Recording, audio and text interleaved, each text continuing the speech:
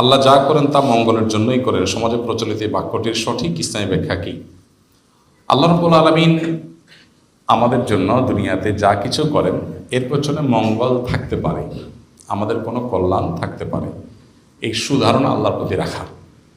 এর মাধ্যমে আমরা মানসিক যন্ত্রণা এবং কষ্ট থেকে রেহাই পাই, আল্লাহর প্রতি সুধারণা রাখা হয়। আর তাছাড়া দুনিয়াতে মানুষের যত অসুবিধা হয় এগুলো তিনটার যে কোনো একটা হয়। নাম্বার এক, কোনো বিপদ কোনো কষ্ট হলে তার মাধ্যমে আল্লাহ বান্দার গুনাহ মাফ করেন। কোনো অন্যায় করেছে, আল্লাহ তার জন্য দুনিয়াতে কোনো একটা কষ্ট দিয়েছে, ওইটাকে কাটাবার জন্য। আল্লাহ তাকে আখিরাতে পাকড়াও করতে চান না, সেই জন্য। আবার কখনো কখনো বিপদ বা কষ্ট হয় আমাদের মর্যাদাকে বৃদ্ধি করবার জন্য। আবার কখনো কখনো আমাদের কষ্ট বা বিপদ হয়, অসুবিধা হয় আল্লাহর পক্ষ থেকে পরীক্ষার অংশ হিসেবে, যে সে বান্দা কতটা টলারেট করতে পারে, সবর করতে পারে কিনা, করে কিনা, তার মানসিকতা কি হয় আল্লাহ সবই জানেন। বাস এটাকে আল্লাহ প্রমাণ করতে চান। তো যে কোনো অসুবিধা মানুষের হবে, এর পিছনে কোনো না কোনো কল্যাণ নিহিত থাকে যদি মানুষ সবর করতে পারে, সঠিক আপনার সিদ্ধান্ত যদি নিতে পারে। এই অর্থে বান্দার জন্য কোনো কষ্টকর বিপদের কিছু আসলেও তার পেছনে কোনো না কোনো কল্যাণ নিহিত থাকে। এই চিন্তা, এই ঈমান, এটা শুধু মানুষকে সান্ত্বনা দেওয়ার জন্য না, এটা বাস্তবতাই। আর এই বাস্তবতার প্রতি যখন বিশ্বাস প্রগাঢ় হবে তখন তার জীবনে দুঃখের মধ্যেও সে সুখ পাবে। এই জন্য পৃথিবী জুড়ে সবচেয়ে বেশি তুলনামূলক মুসলমানরা সুখে থাকে। তার প্রমাণ কি? তার প্রমাণ হলো বিশ্ব স্বাস্থ্য সংস্থার জরিপ অনুযায়ী প্রতি বছরে, আপনি বেশ অনেক বছরের জরিপ মিলিয়ে দেখতে পারেন, সৌদি আরবের রিয়াদ থেকে একটা বই প্রকাশিত হয়েছে, রব্বি আল্লাহ, আরবি মূল বইয়ের নাম। এটা 40-50টা ভাষায় অনুবাদ হয়েছে। এটার বাংলা অনুবাদটা আমি করেছিলাম আরও বোধহয় 10-12 বছর আগে। তো ওই বইটাতে একটা ছক দেখানো হয়েছে বিশ্ব স্বাস্থ্য সংস্থার জরিপ অনুযায়ী পৃথিবী জুড়ে আত্মহত্যার প্রবণতা ধর্মবিশ্বাসের ভিত্তিতে। তো সেখানে দেখানো হয়েছে বেশ কয়েক বছরে দেখা গেছে যে গোটা বিশ্ব জুড়ে আত্মহত্যার প্রবণতা সবচেয়ে বেশি হলো যাদের কোনো ধর্মে বিশ্বাস নাই, কোনো সৃষ্টিকর্তার প্রতি বিশ্বাস নাই। তো যাদের কোনো ধর্মে বিশ্বাস নাই তাদের আসলে মানে সান্ত্বনার কোনো জায়গা নেই। একটা মানুষের কোনো সান্ত্বনা তো লাগে, সান্ত্বনার কোনো জায়গা নেই, তাদের মধ্যে আত্মহত্যা বেশি। কারণ তারা সবচেয়ে বেশি মনের কষ্টে থাকে, দুঃখে থাকে। আত্মহত্যা মানুষ সাধে করে না। আর আত্মহত্যার প্রবণতা গোটা বিশ্বের রিলিজিয়াস যারা আছেন, ধার্মিক যারা আছেন, এদের মধ্যে সবচেয়ে কম হলো মুসলমানদের মধ্যে। অথচ মুসলমানরা সবচেয়ে দুঃখে আছে। আফ্রিকা জুড়ে মুসলমান না খেয়ে আছে, গোটা বিশ্বে মুসলমান যেখানে আছে সেখানে যুদ্ধ চাপিয়ে দেওয়া আছে, নানা রকমের জুলুম নিষ্পেষণ চলছে।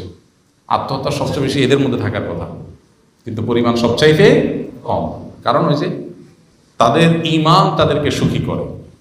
এই জন্য কেউ যদি সুখী হতে চায় সে সম্পদ সঞ্চয়ের চাইতে সেই জন্য দিনকে বেশি ধারণ করার চেষ্টা করে। কেউ যদি সত্যি সুখ চায় তাহলে তার সম্পদের চাইতে দিন ধারণের প্রয়োজন বেশি।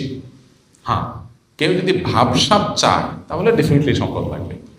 ভাবসাব ভিন্ন জিনিস, আর সুখের অভিনয় এক জিনিস, আর সুখ আরেক জিনিস।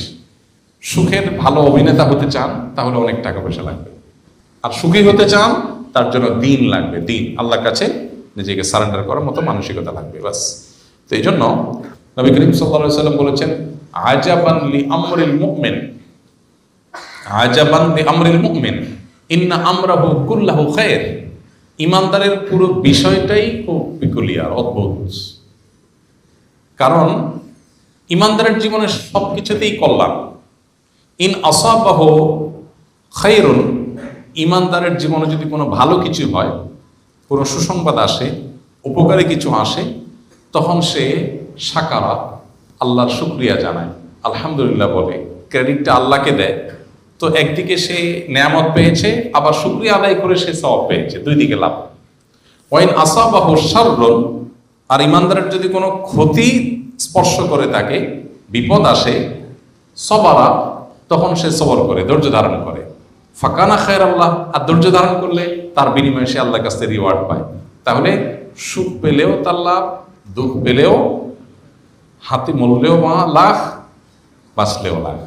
ঈমানদার অবস্থা এরকম। এই জন্য নবীজি বলেছেন আজাবান লি আমরিল মুমিন।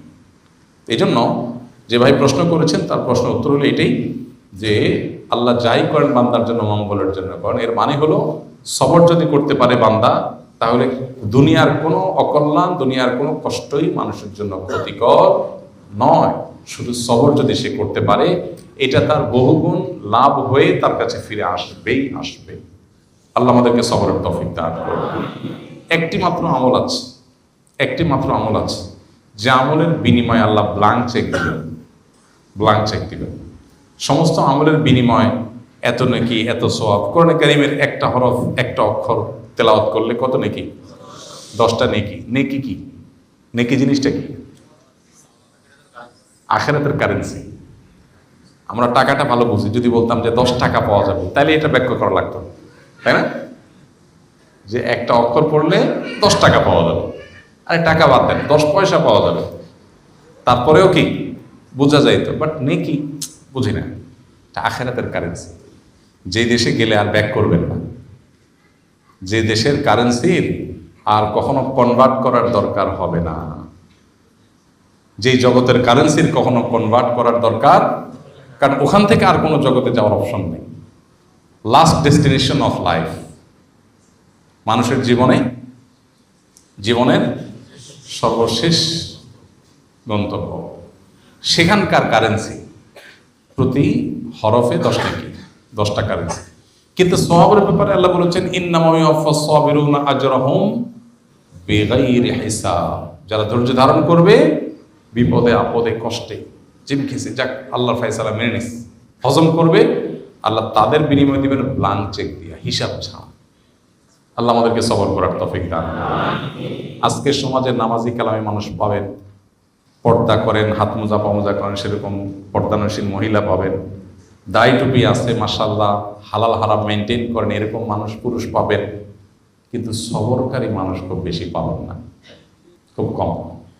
আলেম বড়, সবর নেই। আবেদ বড়, সবর নেই। বোরকার সাইজ ঠিক আছে, কিন্তু কি নেই? হালাল হারাম মেনটেন করেন, কিন্তু সবর নেই। ঘরে ঘরে বেসবরে ভরা।